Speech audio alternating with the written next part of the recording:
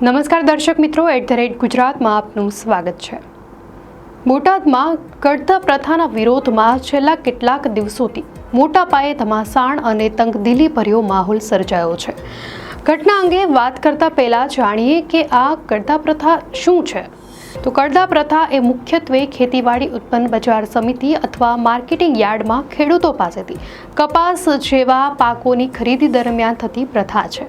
આ પ્રથામાં વેપારીઓ દ્વારા શરૂઆતમાં કપાસનો એક ભાવ નક્કી કરવામાં આવે છે, પરંતુ પાછળથી કોઈ કારણ આગળ ધરીને, જેમ કે કપાસની ગુણવત્તામાં ખામી હોવાનું જણાવીને અથવા અન્ય કોઈ બહાનું કાઢીને નક્કી કરેલા ભાવમાંથી અમુક રકમ કાપી લેવામાં આવે છે અથવા ભાવ ઘટાડવામાં આવે છે। ખેડૂતો આ કાપને કડતો કર્યો તરીકે ઓળખે છે, જેના કારણે તેમને પોતાના પાકના યોગ્ય અને પૂરા ભાવ મળતા નથી અને આર્થિક નુકસાન વેઠવું પડે છે। ખેડૂતોના મતે આ પ્રથા તેમના શોષણ સમાન છે। આ વિરોધને આમ આદમી પાર્ટીના નેતાઓ, જેમાં રાજુ કરપડા અને પ્રવીણ રામનો સમાવેશ થાય છે, તેમણે આગેવાની લીધી। વિરોધની શરૂઆત બોટાદ માર્કેટિંગ યાર્ડમાં આ પ્રથા સામે ખેડૂતોના સમર્થનમાં થઈ હતી, જ્યાં આમ આદમી પાર્ટીના નેતાઓ દ્વારા હલ્લાબોલ કરવામાં આવ્યો અને ખેડૂતોને એકઠા કરવામાં આવ્યા। આ ઘટનાઓ બાદ વિરોધ વધુ ઉગ્ર બન્યો હતો। આ વિરોધના પગલે બોટાદના હળદર ગામે ખેડૂત મહાપંચાયતનું આયોજન કરવામાં આવ્યું હતું। આ મહાપંચાયતમાં હજારોની સંખ્યામાં ખેડૂતો એકઠા થયા હતા। જોકે આ મહાપંચાયત દરમિયાન પરિસ્થિતિ વણસી ગઈ અને પોલીસ તથા સ્થાનિકો કાર્યકરો વચ્ચે હિંસક ઘર્ષણ થયું હતું। અહેવાલો અનુસાર ટોળા દ્વારા પોલીસ પર પથ્થરમારો કરવામાં આવ્યો હતો, જેના જવાબમાં પોલીસે સ્થિતિને કાબૂમાં લેવા માટે લાઠીચાર્જ કર્યો હતો અને ટીયર ગેસના સેલ પણ છોડ્યા હતા। આ ઘટનાને પગલે સમગ્ર પંથકમાં અજંપાભરી અને તંગદિલીનો માહોલ સર્જાયો હતો। પોલીસે કાયદો હાથમાં લેનારા વ્યક્તિઓની ધરપકડ કરવાના પ્રયાસો પણ હાથ ધર્યા હતા। બોટાદ જિલ્લાના હળદર ગામમાં રવિવારે સાંજે ખેડૂતો અને પોલીસ વચ્ચે થયેલા ગંભીર ઘર્ષણથી રાજ્યમાં તણાવનું વાતાવરણ સર્જાયું છે। આ અથડામણે હિંસક સ્વરૂપ ધારણ કર્યું હતું, જેમાં ટોળા દ્વારા પોલીસ પર પથ્થરમારો કરવામાં આવ્યો હતો અને હુમલો કરાયો હતો તેવા અહેવાલો છે। આ ઘટનામાં બોટાદના ડીવાયએસપી મહર્ષ રાવલ, એલસીબી પીઆઈ એજી સોલંકી સહિત કુલ 4થી વધુ પોલીસ કર્મચારીઓ ઇજાગ્રસ્ત થયા હતા। આ ઘટનાની ગંભીરતાને જોતા પોલીસે ત્વરિત અને સખત કાર્યવાહી હાથ ધરી હતી, જેમાં આમ આદમી પાર્ટીના નેતાઓ અને કાર્યકરો નિશાના પર આવ્યા છે।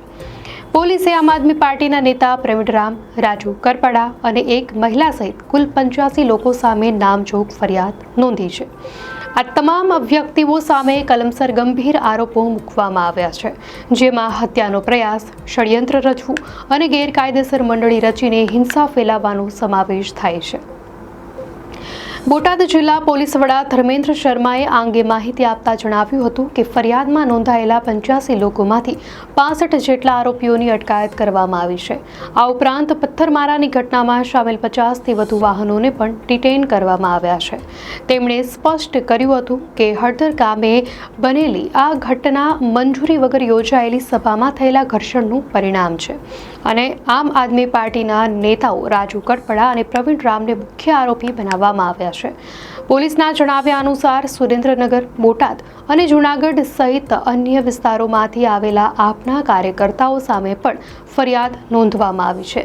પોલીસ ફરિયાદમાં એવો પણ દાવો કરવામાં આવ્યો છે કે આપના નેતાઓ અને હોદ્દેદારોએ પૂર્વ આયોજિત કાવતરું રચીને સોશિયલ મીડિયાના માધ્યમથી જાહેરાત કરી હતી અને ઉશ્કેરણીજનક ભાષણો આપીને ટોળાને હિંસા માટે ઉશ્કેર્યું હતું। જોકે આ સમગ્ર મામલે સ્થાનિક સ્તરે અને રાજકીય ક્ષેત્રે વિરોધ પણ જોવા મળી રહ્યો છે। સ્થાનિક આગેવાન મયુરભાઈ જમોળે પોલીસની કાર્યવાહી પર સવાલ ઉઠાવતા કહ્યું હતું કે પોલીસે ગામના કેટલાક નિર્દોષ લોકોને પકડીને માર માર્યો છે, જે યોગ્ય નથી। તેમણે નિર્દોષ પકડાયેલા લોકોને તાત્કાલિક છોડી મૂકવાની માંગ કરી હતી।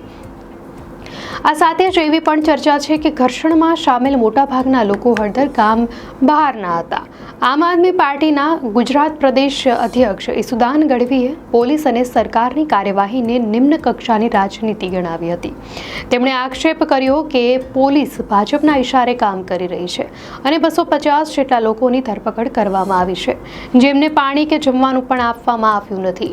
તેમણે અત્યાચાર સામે રોષ વ્યક્ત કર્યો હતો અને જણાવ્યું હતું કે હિંસા સ્વીકાર્ય નથી, પરંતુ સરકાર હજારો પોલીસ કર્મચારીઓને ગામડે ગોઠવીને લોકોને દબાવી રહી છે. ઈસુદાન ગઢવીએ જાહેરાત કરી હતી કે આમ આદમી પાર્ટી 100 લોકોની ટીમ બનાવીને રાજ્યભરની એપીએમસીમાં જઈને વિરોધ કરશે. આ ઘટનાના વિરોધમાં આપ દ્વારા કાળો દિવસ મનાવવામાં આવ્યો હતો અને કાર્યકરોએ કાળી પટ્ટી બાંધી હતી. ખેડૂતો અને કાર્યકરો પરના અત્યાચાર સામે લડવા માટે તેમણે હેલ્પલાઇન નંબર પણ જાહેર કર્યો અને પાર્ટીના નેતાઓ જેલ જવા માટે પણ તૈયાર હોવાનું જણાવ્યું હતું. વધુમાં વિસાવદરના આપ ધારાસભ્ય ગોપાલ ઇટાલિયાએ બોટાદની ઘટનાને પાટીદાર આંદોલન સાથે સરખાવી હતી અને આક્ષેપ કર્યો હતો કે હુમલો કરાવવા માટે 5 બુટલેગરને લાવવામાં આવ્યા હતા. તેમણે સરકારની ટીપી સ્કીમ્સની નીતિની આકરી ટીકા કરી હતી, જેમાં લોકોની 40% જમીનો પચાવી લેવાતી હોવાનો આક્ષેપ કર્યો હતો અને જણાવ્યું હતું કે રાજકોટ મહાનગરપાલિકા દિવાળીના સેલની જેમ જમીનો વેચી રહી છે. ઇટાલિયાએ સરકારમાં આવવા પર જનતાને દબાવનારા અધિકારીઓને સખત સજા આપવાની ધમકી પણ ઉચ્ચારી હતી.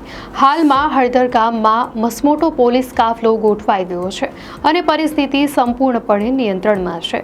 ગામ પોલીસ છાવણીમાં ફેરવાયું છે. આ મહાપંચાયતમાં ખેડૂતો અને પોલીસ વચ્ચે થયેલા હિંસક ઘર્ષણ અને ત્યારબાદ પોલીસે કરેલા લાઠીચાર્જની ઘટનાને લઈને આમ આદમી પાર્ટીએ રાજ્ય સરકાર પર આકરા પ્રહારો કર્યા છે.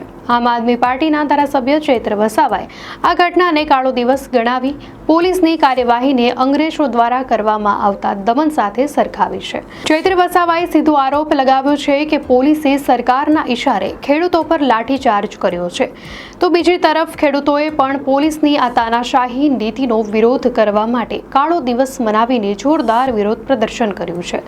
ચૈત્ર વસાવાએ સરકાર પર દમનકારી નીતિ અપનાવવાનો ગંભીર આરોપ લગાવતા આ સમગ્ર મામલો હવે રાજકીય રંગ પકડી રહ્યો છે. તો શું ખરેખર સરકારે ખેડૂતોના અવાજને દબાવવા માટે બળનો ઉપયોગ કરાવ્યો? શું આ લાઠીચાર્જ પોલીસની મનમાની હતી કે પછી અનિવાર્યતા? બોટાદના આ લાઠીચાર્જ વિવાદ અને ખેડૂત મહાપંચાયતની સમગ્ર ઘટના અંગે આપની શું પ્રતિક્રિયા છે? અમને કોમેન્ટમાં ચોક્કસથી જણાવશો. અને જો આપને માહિતી સારી લાગી હોય તો વિડીયોને લાઇક કરો અને ચેનલને સબસ્ક્રાઇબ કરો.